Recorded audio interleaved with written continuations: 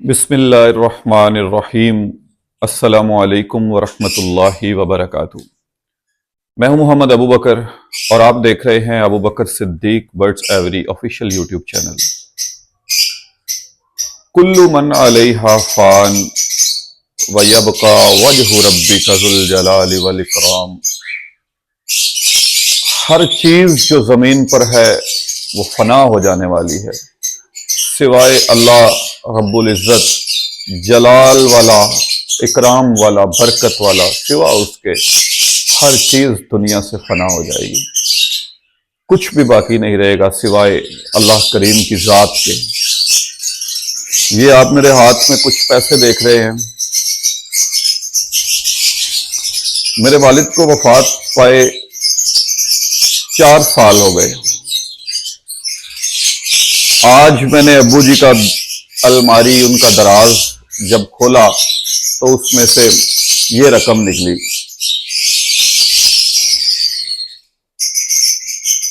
इस रकम ने मुझे सोचने पर मजबूर कर दिया कि इंसान अपने आने वाले वक्त के लिए बहुत कुछ सोचता है, बड़ी सारी सेविंग्स करता है, बहुत सारे प्लान बनाता है, लेकिन आनन फानन मौत उसे आ दबोचती है।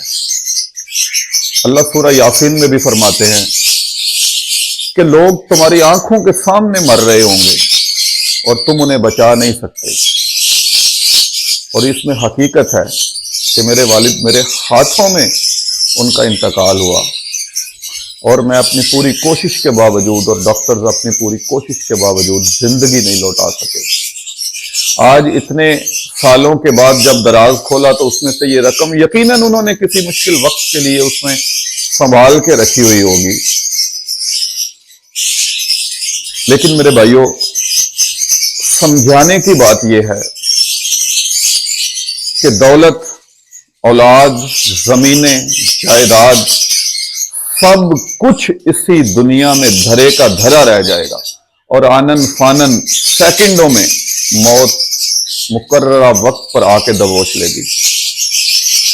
इस पैसे के लिए, इस जमीन, इस जायदाद के लिए, इस प्लाट, इस दुकान, इस मकान के लिए कभी भी किसी के साथ ज्यादती ना करें।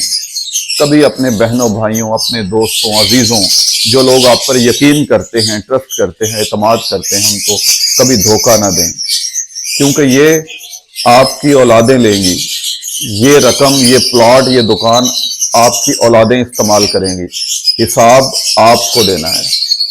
अल्लाह से दुआ है कि अल्लाह ताला इस बात को समझने की मुझे भी और आपको भी तौफीक अता फरमाए। आमीन सुम्मा आमीन। अच्छा जी, आज सुबह सुबह शेड पे आया हूं। आज मेथी डाली है तमाम बर्ड्स को, अल्हम्दुलिल्लाह बड़े शौक से खा भी रहे हैं। मैं अक्सर मेथी जो है वो परिंदों को डालता हूं और मैं अपनी वीडियोस में भी कहता हूं कि मेथी जो है ब्रीडिंग में बड़ी मददगार है। मैंने सोचा क्यों ना दोस्तों के लिए आज एक वीडियो भी बना दूं।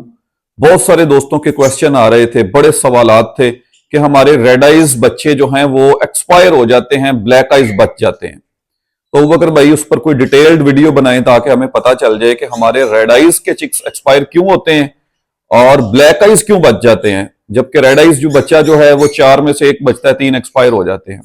उसके 3-4 आज मैं आपको मेजर मिस्टेक्स बताऊंगा जो आप करते हैं और उस वजह से लव बर्ड्स में जो रेड आइज की एक्सपायरी है वो रुक नहीं रही आपसे।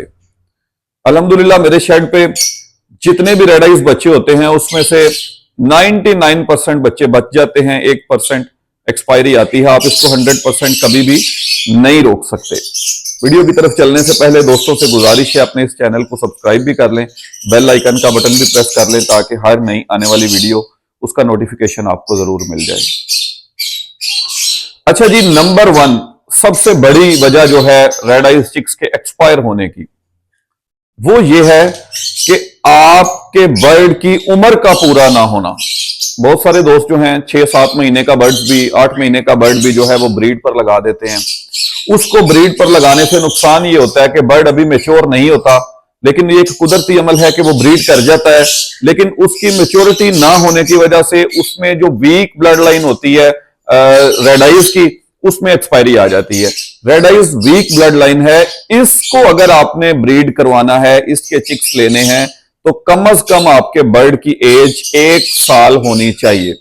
1 साल से नीचे का बर्ड ब्लैक आइज के लिए इसको इस्तेमाल हो सकता है, रेड आइज के लिए इस्तेमाल नहीं किया जा सकता। जैसे कि पेल फेलोज हैं, डन फेलोज हैं, ब्रॉन्ज फेलोज हैं, एक्वाप्लाइंस हैं, पेल फेलोज, इनको आप 1 साल से कम की एज में ब्रीड ना करवाएं।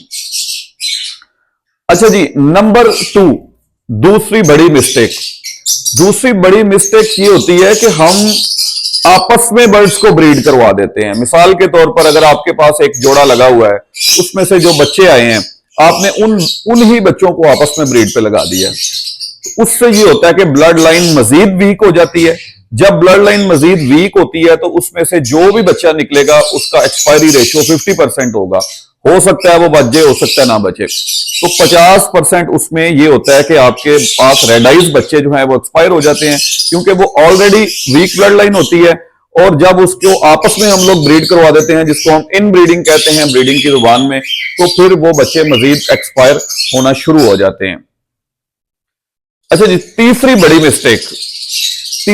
मिस्टेक ये होती है कि हम अपने परिंदों को जब हमारे पास हैचिंग हो जाती है, बच्चे निकल आते हैं अंडों में से, तो हम उनको सॉफ्ट फूड नहीं देते।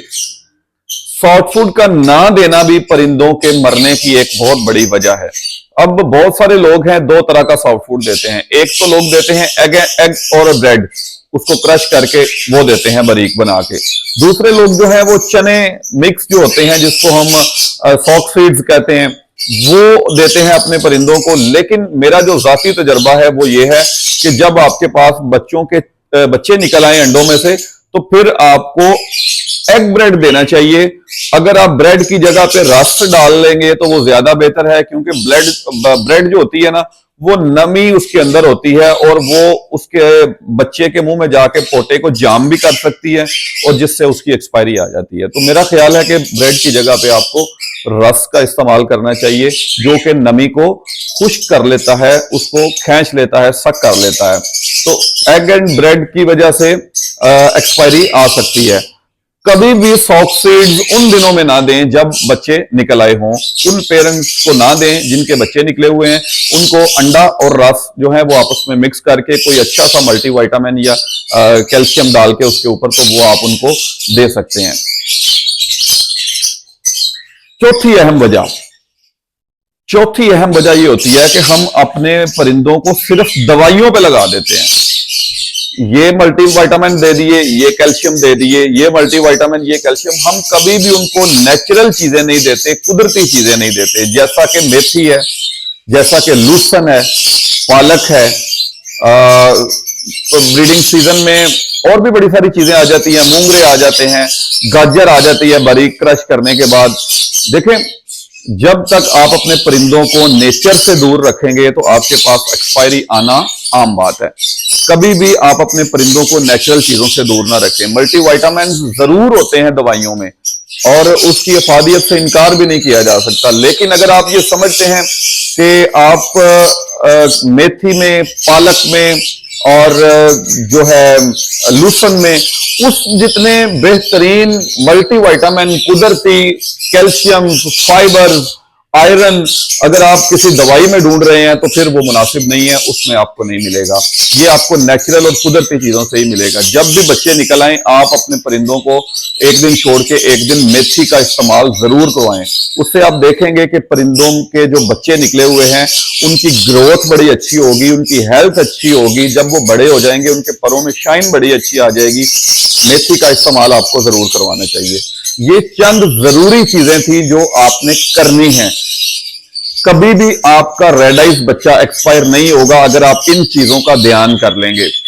और उसके बाद एक और बड़ी अहम चीज थी जो आपको लाजमी करनी चाहिए।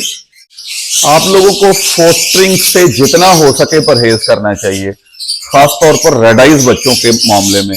रेड आइज बच्चे को उसके पेरेंट्स के नीचे ही पलवाना चाहिए। अगर आप उसको उतार के, अंडे उठा के किसी और पेड़ के नीचे या उसके बच्चे उठा के किसी और पेड़ के नीचे रख देंगे तो वो उसको उस हिसाब से अच्छे तरीके से उनकी हैचिंग नहीं करवाएंगे, उनको डाइट नहीं देंगे, तो रेड आइज बच्चा एक्सपायर हो जाएगा।